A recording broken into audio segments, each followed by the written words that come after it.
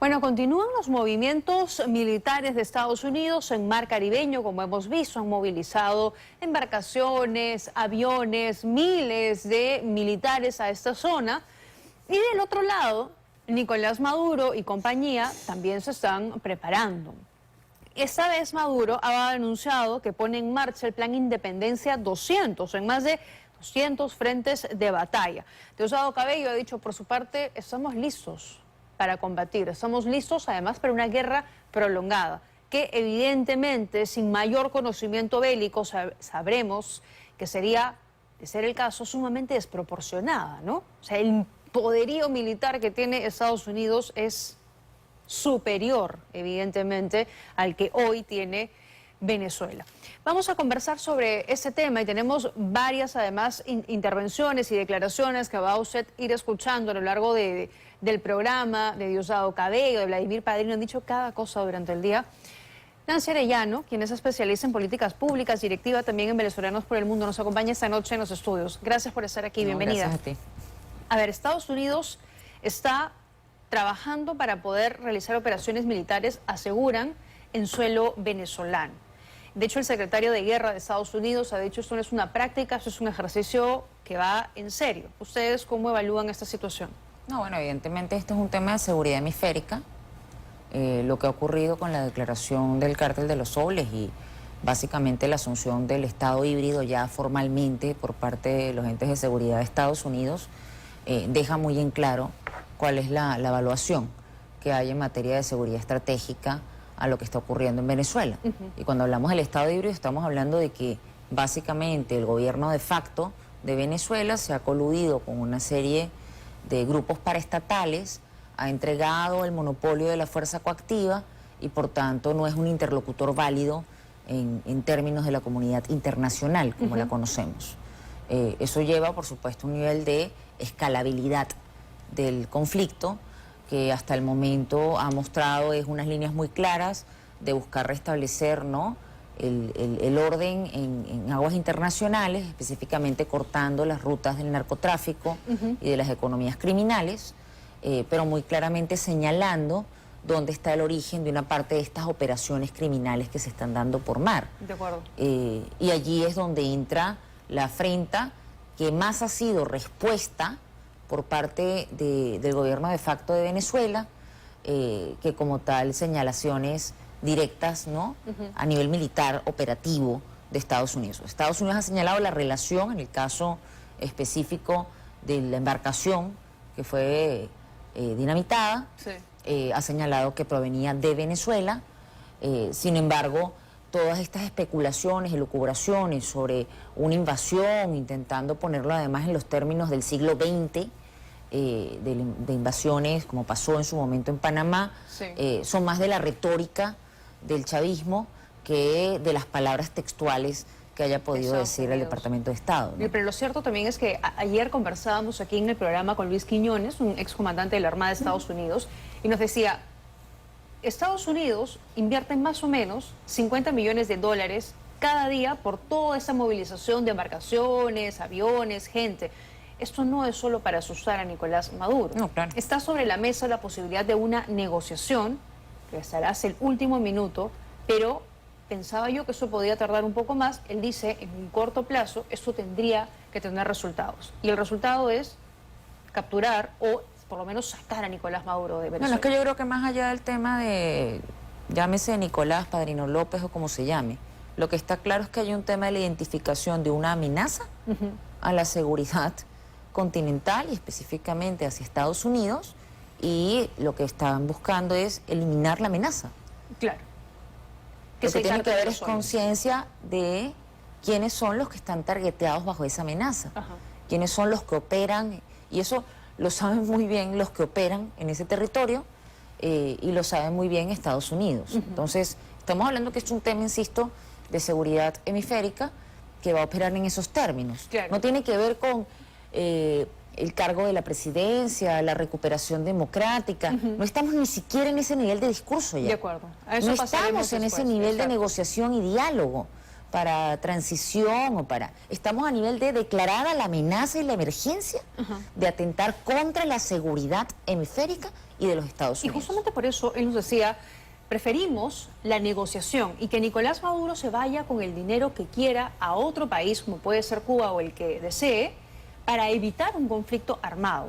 Porque no queremos que Nicolás Maduro ponga, como a las milicias o a quien fuera, a gente inocente a tener que luchar por una causa que si a él está perdida, porque nosotros somos militarmente mucho más superiores a lo que él pueda tener ahí. Entonces, ¿tú cómo ves la posibilidad de una negociación en ese contexto? Yo creo que en este caso, bueno, primero que es un multitablero, ¿no? No se trata nada más de Nicolás Maduro o de parte de las cúpulas militares, ¿no? Y recordemos que además las Fuerzas Armadas venezolanas tienen en efecto hombres y mujeres institucionales que están siendo básicamente secuestrados, ¿no? Bajo todo ese andamiaje que se ha montado dentro de Venezuela. Y hay que entender, insisto, responsabilidades separadas en el caso de algunos efectivos allí.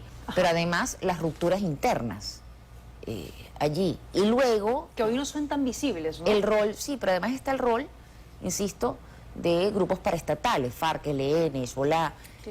Tren de Aragua. Aliados a Maduro. Claro, bueno, cooptados en este estado híbrido, asociados con intereses a veces hasta competitivos, contrapuestos, etcétera. Hemos visto el caso, por ejemplo, de PDVSA Cripto, que reveló una estafa de 23.000 millones de dólares, pese a las sanciones. Te da cuenta de los esquemas que han estado trabajando de financiamiento internacional, incluso para eludir las sanciones, y que da cuenta además de unos ingresos no precisamente pequeños, eso, ¿no? Claro, para un país en una absoluta crisis. Entonces te da a entender que hay una economía en negro muy lucrativa para muchos actores, ¿no? Vamos a escuchar, si te parece, a María Corina Machado, que se ha pronunciado respecto a esta situación y lo que tendría que hacer ahora mismo Nicolás Maduro. Maduro debe entender que está en sus últimas horas y tiene que tomar una decisión. ¿Acepta los términos de la negociación que le hemos ofrecido o entonces te saldrá por otro día, que va a ser mucho peor para él? ¿Cuáles son los términos de esa negociación? No tiene vuelta atrás. Esto no es una dictadura más, como la que hemos visto en América Latina en el pasado. Esto no es solamente un dictador. No, aquí estamos hablando de una estructura criminal, insisto, narcoterrorista, que ha ofrecido el territorio de Venezuela para que todas estas redes del crimen mundial operen libremente desde nuestro país. El régimen me está buscando, me ha acusado de terrorismo, me acusa de cualquier crimen que se le inventa, se les ocurre. Y evidentemente son criminales, de modo que no tengo duda que si ellos lograran identificar dónde estoy, bueno, se ocuparían de mí, me desaparecerían. Ahora, algo que también se dice respecto a lo que señala María Corina, que le han puesto el tema de la negociación sobre la mesa, pero se dice que Nicolás Maduro, digamos, no se manda solo, ¿no? Sino que hay otros personajes detrás, claro, Cabello, Padrino y otros intereses que no permiten finalmente que proceda y avance con este tema. Claro, Maduro está preso de este andamiaje que han tenido que montar para sobrevivir. Eso me refería con que Venezuela en este momento además es multitablero.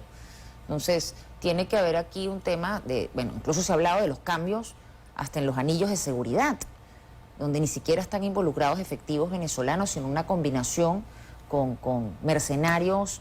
En un momento eran gente del grupo Wagner, de Rusia, etcétera, porque se desarrolló, insisto, un tema casi que de inteligencia contra inteligencia entre estos propios grupos.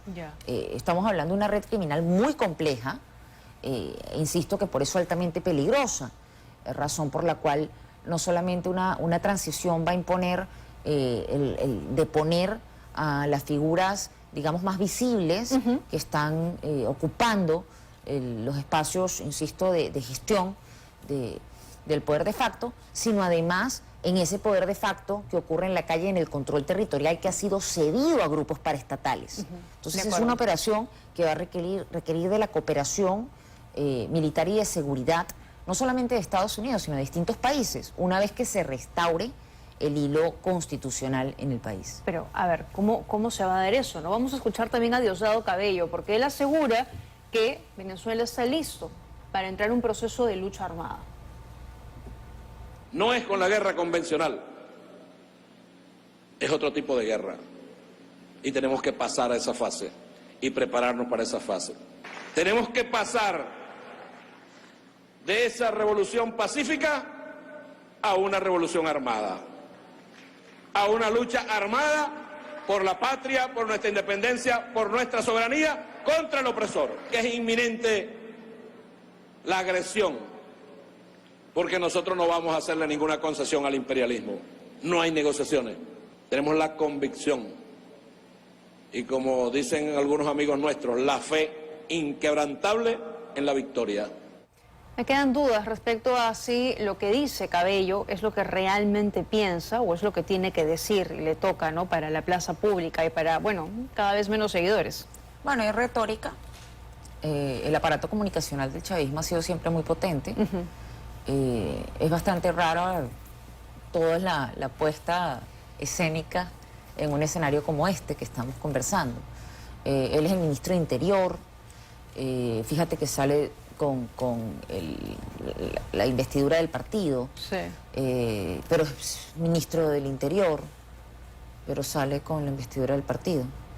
No es el ministro de la Defensa.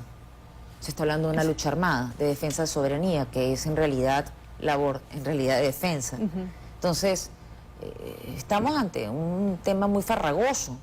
Y luego, si ves al público, no es un público, no es que estamos hablando frente a las milicias. Sí, claro. Pero además un tema de milicias y de reserva que ha tenido todo también un show mediático de inscripciones voluntarias. Pero no también, son millones, ¿no? Como pero dicen también ha ahora. habido denuncias de que están restableciendo de manera inconstitucional la recluta obligatoria y que están llevándose a jóvenes, porque resulta que eran muchos adultos mayores los que estaban colaborando. Exacto. Pero que además son parte de estas misiones o programas que dan alguna suerte de estipendio. Entonces, ya por ahí te revela lo que está ocurriendo y cuál es digamos, el show mediático que está montado, que es un poco lo que pasaba antes con las marchas, ¿no? Porque además a los funcionarios mismos los están obligando, les pasan lista. Sí. Entonces, del dicho al hecho, hay mucho trecho, como dice el dicho. Y segundo, que las condiciones en Venezuela ya quedó marcado el año pasado. Sí, 70% por supuesto, el pueblo venezolano eligió. Al cerco mediático, etcétera. Ahora, los eventuales aliados, digamos, poderosos de Venezuela no se han pronunciado. O sea, China, Rusia, digamos, Irán, no es que hayan dicho vamos a respaldar y nos vamos a comer este pleito por Venezuela. En cambio, aquí en la región, quienes no sería por Venezuela.